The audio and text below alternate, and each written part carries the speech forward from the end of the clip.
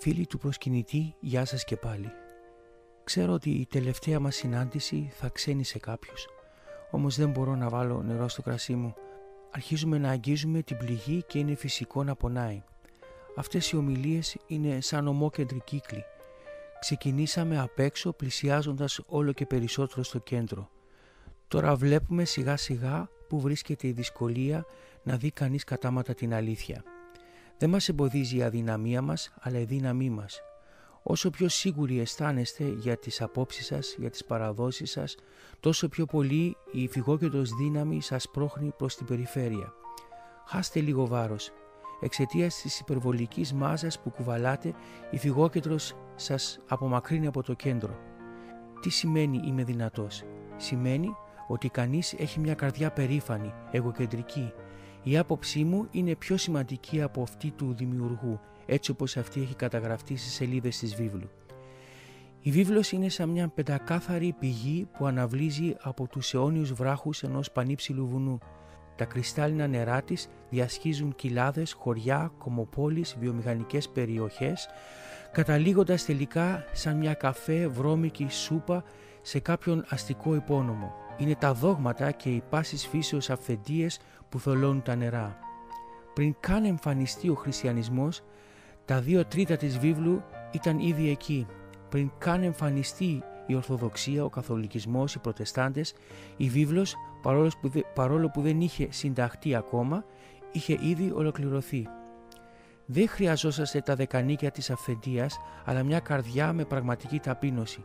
Όταν ο λόγος σας λέει ότι ολόκληρη η ανθρωπότητα στο σύνολό της είναι νεκρή εξαιτίας της αμαρτίας, τι στάση παίρνετε πάνω σε αυτή τη δήλωση?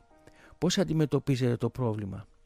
Πραγματική ταπείνωση είναι να υπακούς στα λόγια του δημιουργού και όχι στα λόγια των δημιουργημάτων του, των ανθρώπων δηλαδή. Στην προηγούμενη ομιλία μας μιλήσαμε ανοιχτά και ξεκάθαρα για το πρόβλημα που λέγεται προπατορικό αμάρτημα, καθώς και για τη λύση που προέβλεψε ο Θεός γι' αυτό. Το θέμα λοιπόν έγκυται στη σωστή κατανόηση του προβλήματος και της λύσης του.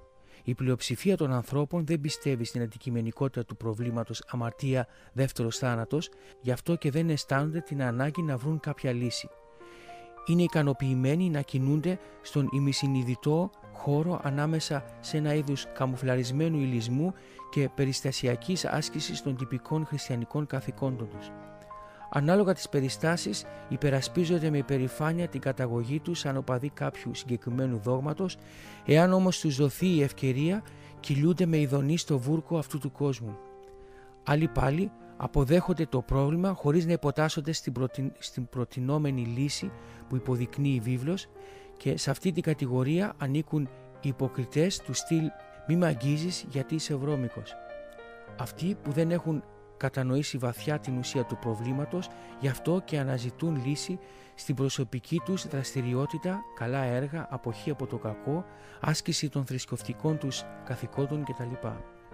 Τέλος, υπάρχουν κάποιοι που ισχυρίζονται ότι γνωρίζουν το πρόβλημα και τη λύση και οι οποίοι στην ουσία ανήκουν και αυτοί με έναν ύπουλο τρόπο στην προηγούμενη κατηγορία, αποδέχοντας τη λύση κλαυσίγελος. Και ναι και όχι. Είναι αυτοί που λένε ότι αποδέχονται την προτινόμενη λύση του δημιουργού, στην πράξη όμως αρνιούνται αυτό και βασίζονται πάλι έμεσα στις δικές τους προσωπικές τους ενέργειες. Όλα αυτά μας οδηγούν στο συμπέρασμα ότι θα πρέπει να εξετάσουμε με ειλικρίνεια κάτω από το φως της βίβλου τι είναι αμαρτία. Για να γνωρίσετε την αλήθεια, για να αναγεννηθείτε δηλαδή, θα πρέπει πρώτα να αντιληφθείτε ότι είσαστε χαμένοι. Δεν μπορώ να το χωνέψω πώς μπορεί να λέει κάποιος ότι βρέθηκε ενώ δεν ήταν ποτέ χαμένος. Το γεγονός ότι δεν αισθανόμαστε αμαρτωλοί είναι χαρακτηριστικό της αρρώστιας του πνεύματός μας.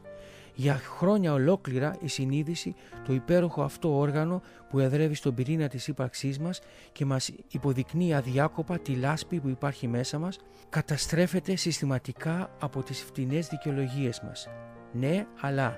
Ωστόσο, θα πρέπει να ξέρετε ότι έτσι κι αλλιώς κάποια στιγμή όλος ο μηχανισμός που αναπτύσσει ο ψυχισμός σας για να καλύψει το πρόβλημα της αμαρτίας θα αφαιρεθεί κάποια στιγμή από εσάς.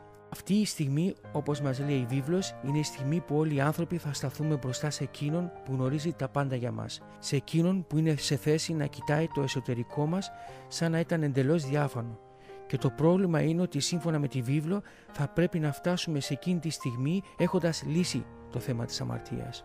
Ο λόγος που δεν μπορούμε να δεχτούμε ότι είμαστε αμαρτωλοί είναι ότι βασιζόμαστε στην καρδιά μας, στα συναισθήματά μας, στις αποφάσεις μας, στα κίνητρά μας και στις δικαιολογίες που μας δίνουν αυτά για όλα όσα πράττουμε. Στο βιβλίο του Ιερεμία αναφέρει: «Η καρδιά είναι απατηλή περισσότερο απ' όλα και υπερβολικά διεφθαρμένη. Ποιος μπορεί να τη γνωρίσει?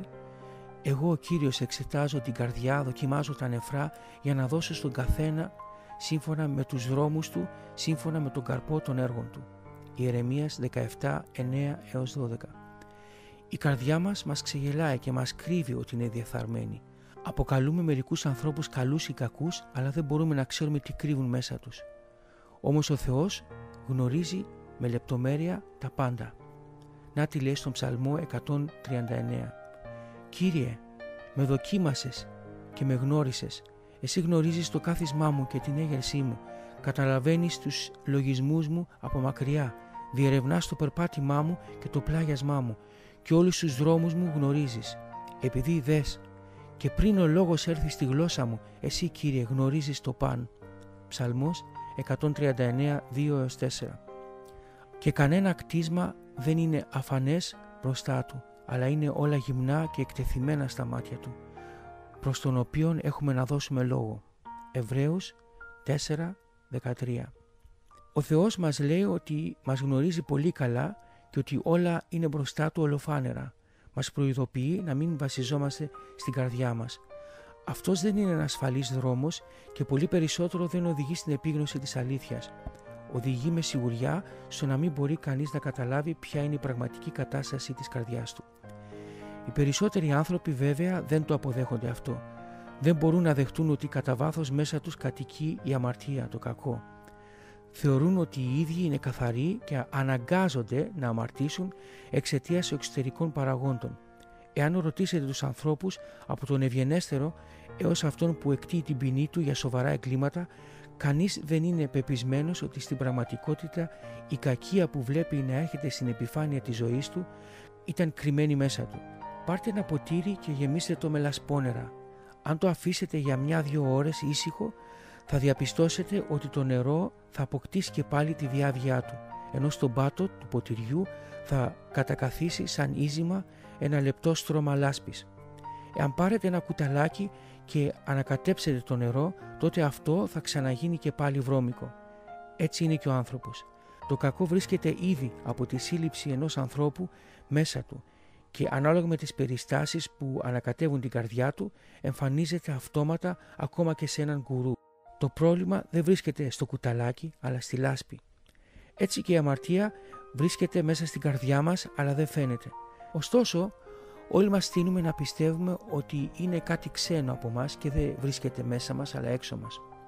Μετά από λίγο όμως, κάτι καινούριο ξεσηκώνει και πάλι την ψυχή μας, κάνοντάς μας να βιώνουμε μια κατάσταση όπου καλά και κακά ανακατεύονται μαζί με πίκρα, ψυχικά τραύματα και όλα αυτά μπλέκονται διαβολεμένα, σπρώχνοντας μας σε καινούριες καταστάσεις αναταραχής, ανησυχίας και φόβου.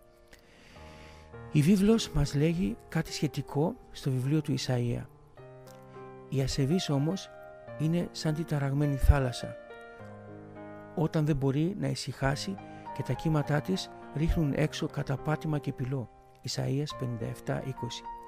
Όλα είναι καλά μέχρι κάτι να συμβεί και να ανακατέψει τον άνθρωπο, μέχρι να ξεσηκώσει το αίσθημα του δίκαιου ή του άδικου μέσα του, μέχρι κάτι να τον θυμώσει ή να τον προκαλέσει.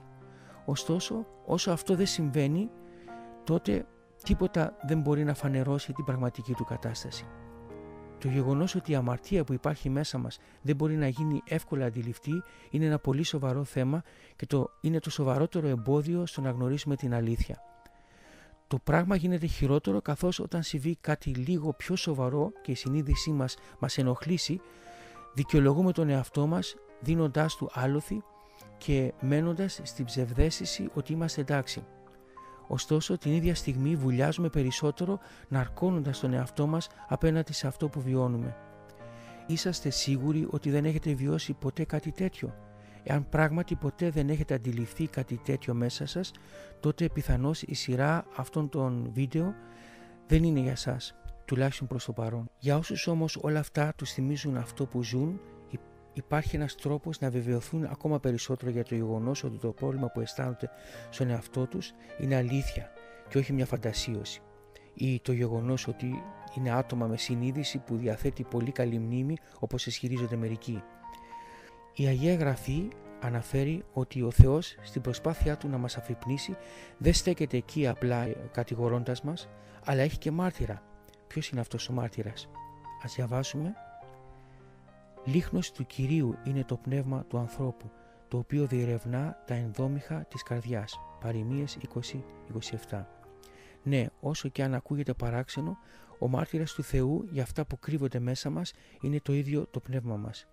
Στην προς Κορινθίους επιστολή γράφει επίσης: «Επειδή ποιος από τους ανθρώπους γνωρίζει αυτά που είναι μέσα στον άνθρωπο παρά μονάχα το πνεύμα του ανθρώπου που είναι μέσα του».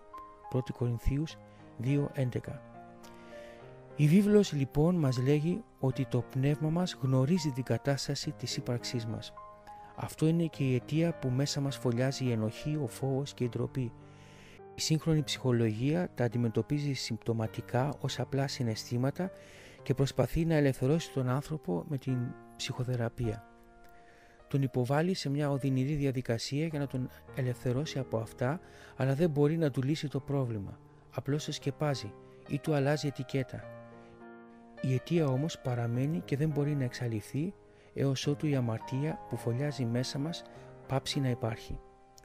Θυμόσαστε το πυρηνικό ατύχημα στο Τσερνομπίλ? Οι επιστήμονες αποφάσισαν να σκεπάσουν με ένα παχύ στρώμα τσιμέντου τον κατεστραμμένο αντιδραστήρα, την λεγόμενη σαρκοφάγο. Αλλά 25 χρόνια αργότερα η φωτιά συνέχιζε να καίει κάτω από αυτήν με κίνδυνο να μολύνει τα υπόγεια νερά. Το ίδιο συμβαίνει και με την αμαρτία. Κρυφοκαίει μέσα μας αλλά δεν σβήνει.